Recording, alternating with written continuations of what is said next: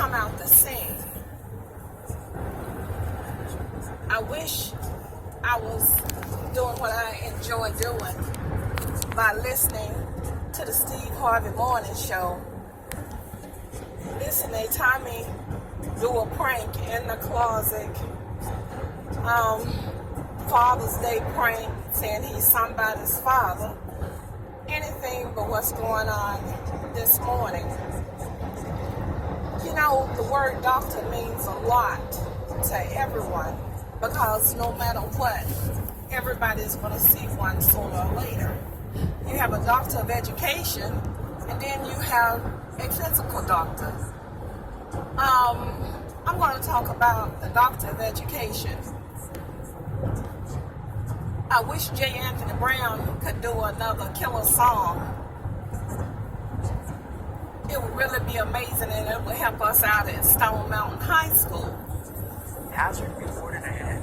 Because at Stone Mountain High School, we need our principal, Dr. Jones, Counselor Dr. Cox, and Mr. Ward to hit the road, Jack. Because they hadn't done what they were supposed to do towards our children. And I said, I'm going to also speak about a medical doctor. Then you have medical doctors that come out. They don't do what they're supposed to do either.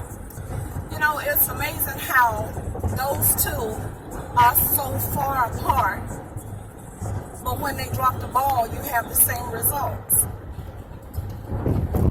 Dr. Jones and Stone Mountain High School have dropped the ball for 4 years for our young men and women.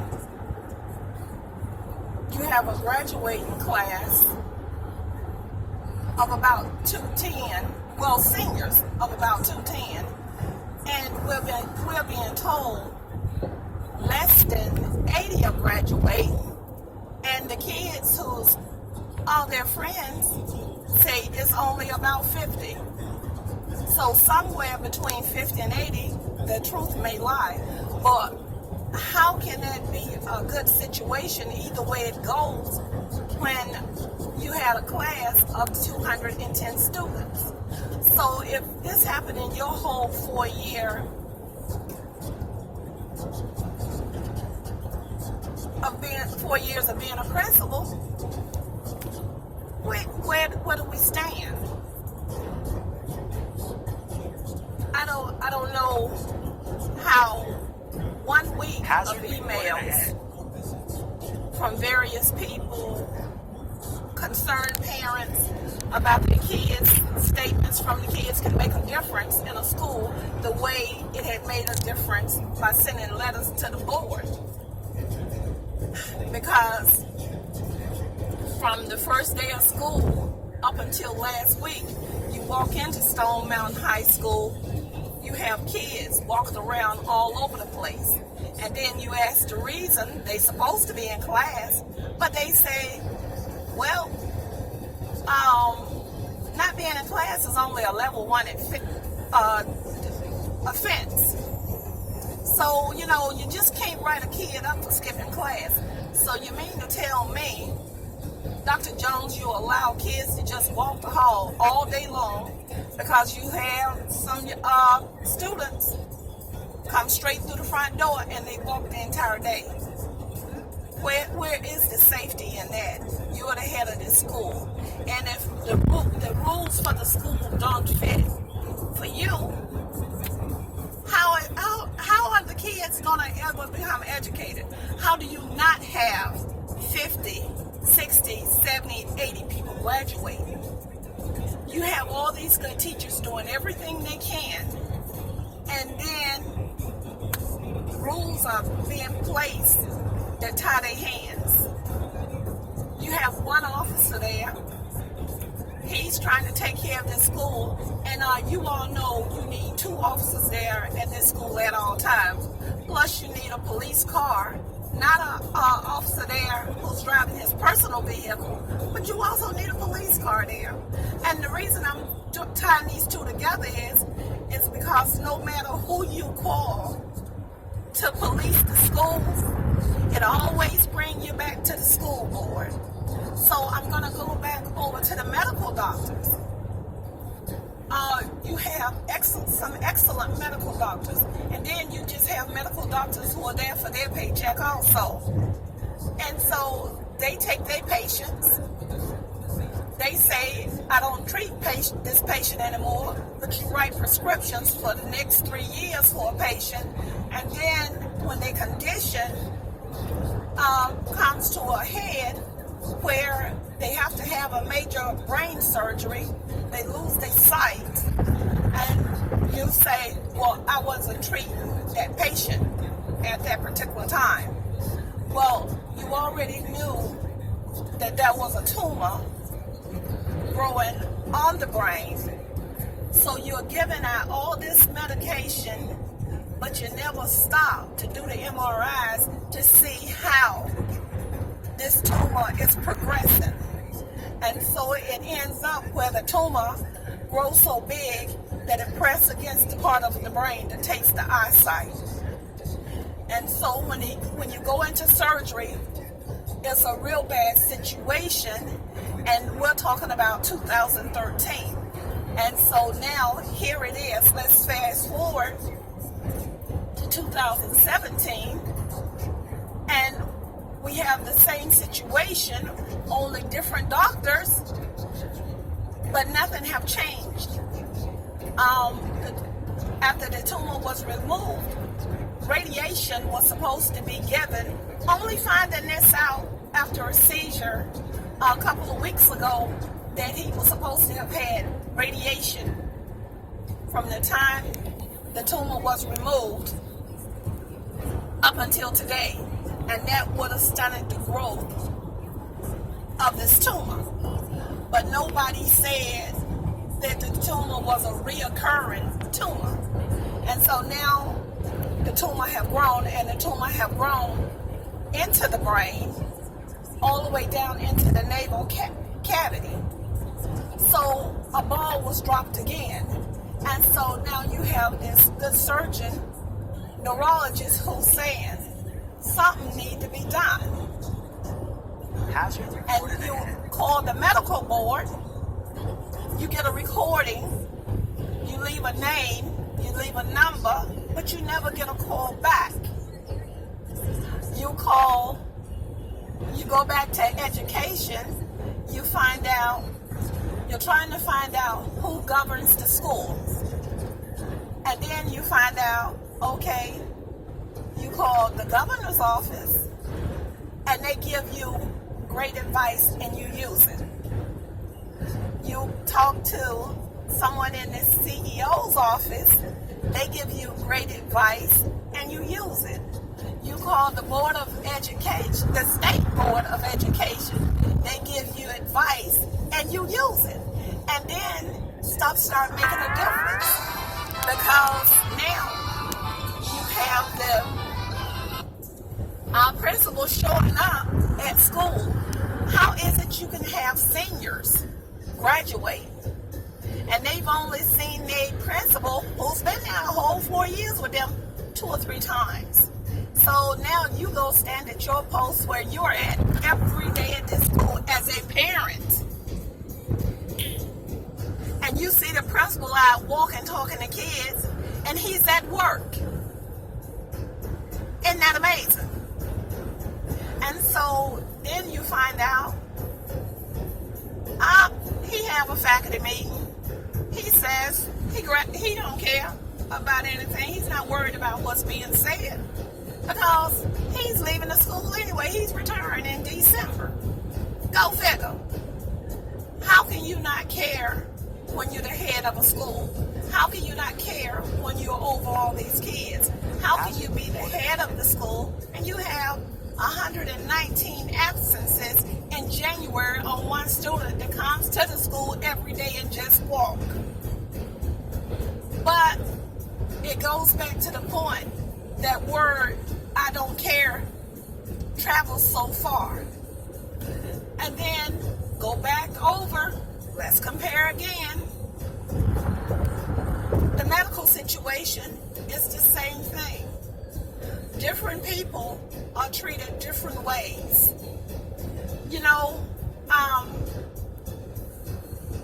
But can you say what the tumor is called for me, please? A melanoma. Okay, I never say that word because I have sometimers, and I also just can't get that word right no type way, so I'm going to stick to tumors. And so if anyone looked that up, you know that it's a reoccurring disease. And so someone have to care. Someone have to take that ball and hold on to it. You think about, you're 57 years old. You've never been sick in your life. And all of a sudden, your whole life changed. Well, you have doctors that you go to and you trust them.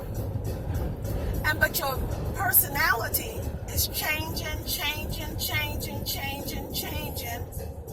to the point where you're like, I'm telling them something is growing into my head. I have something growing in my head, and they keep sending you to the hospital. Wellstar, Kennestone, where I'm en route to now. They keep sending you to the hospital. They put you in the hospital and you're there. They're running tests on you, yes. But you keep explaining, I just want you to get this out my head. I just want you to get this out my head. And so now you're crazy.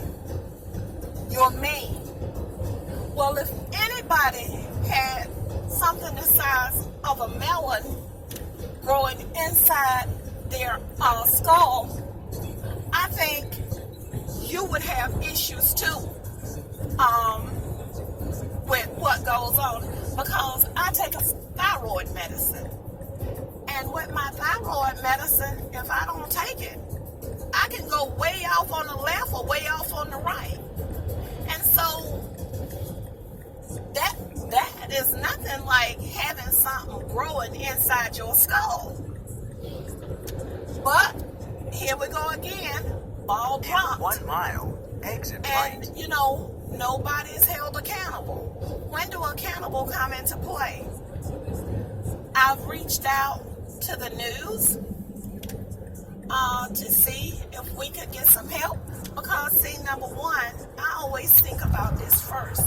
I don't want nobody else to go through all the trials and tribulations that people who are going through things are going through, because this second surgery should never be taking place.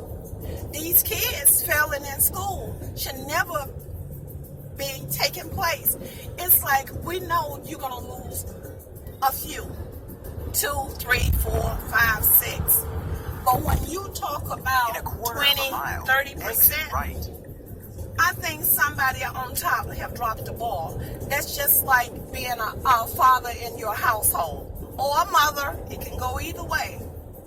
If you're not doing what you're supposed to do for your family, what else can happen?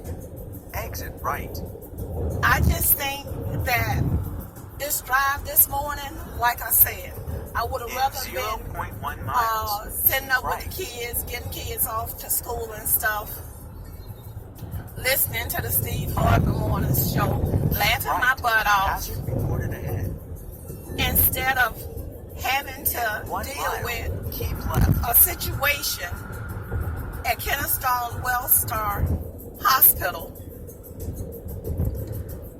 and then having to go to the school every day to stand on post because the principal have failed these kids. And the reason the counselors are included, the counselor, Dr. Cox, how is In it? a quarter of a mile, keep left. You have new students to come in December, and you still haven't received transcripts from them transferring into your school, but they're receiving grades. And then you have teachers that had put grades in. You have, and so all of these kids have zeros. And so nobody is policing the schools. When you wake up in the morning and your day is already set for everybody else's mistakes, where do you go from there? So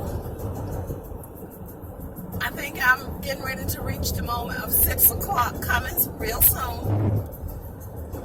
And I just think everybody needs to sit down and consider.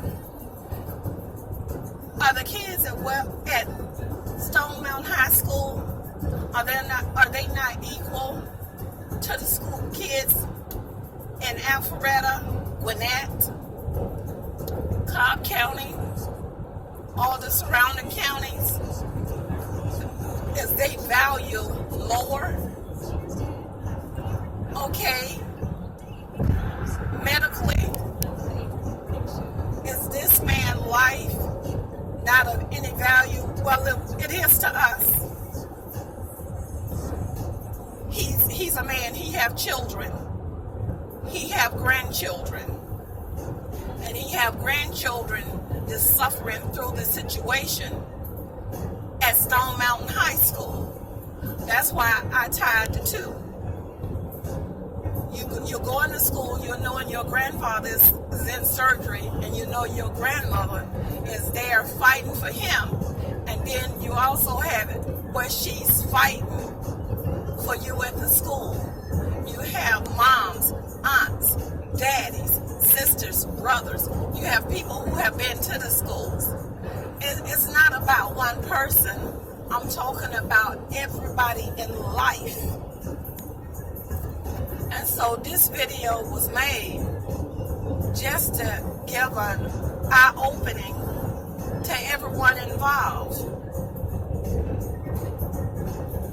If you feel like something is going wrong, they're asking you to speak out.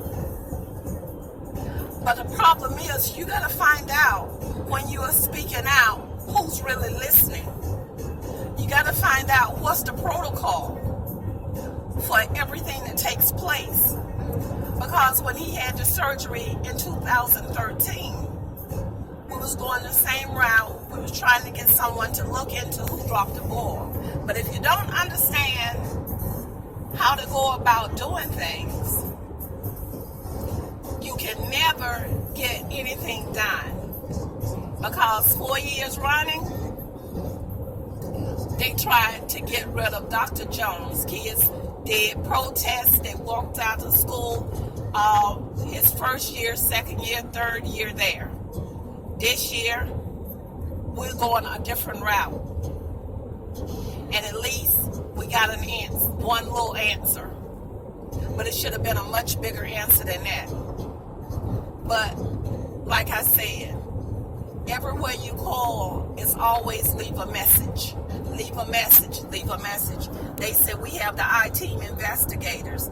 We have Channel 2 investigators. I don't know. You leave a message and it lets you know if they find this message to have something, they'll look into it. Well, it's been 2 weeks, a week for the surgery. And then after even getting a lawyer to take to look into this, an attorney is on retainer. And I thank Rita Williams very much for saying, come in, we can't talk about this on the phone. Let me see what you're explaining to me this time.